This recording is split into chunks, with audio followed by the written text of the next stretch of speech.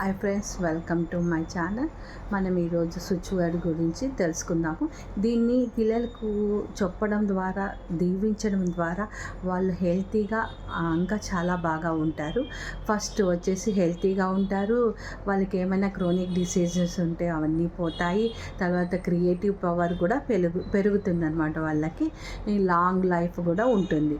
So ఆ పదం వచ్చేసి సప్త చిరంజీవ.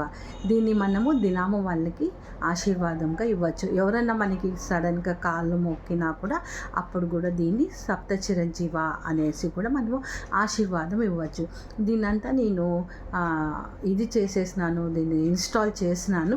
సో మీరంతా దీన్ని యూజ్ చేసుకోవచ్చు.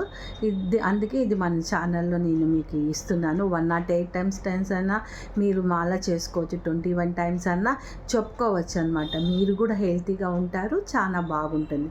మనకి కూడా మనం చెప్పుకోవచ్చు, మనకి కూడా కావాలనేసి లాంగ్ లైఫ్ కానీ, క్రియేటివిటీ కానీ, విల్ పవర్ పెరగాలన్నా కూడా ఇలాంటివన్నీ మనం కూడా చెప్పుకోవచ్చు. సో దీన్నంతా మీరు పిల్లలకి ఆశీర్వాదంగా ఇస్తారని, ఇంకా ఏం చేయొచ్చు, ఫోటోను కూడా, వీడియోను కూడా చూసి కూడా మీరు ఆశీర్వాదం ఇవ్వచ్చు వాళ్ళకి.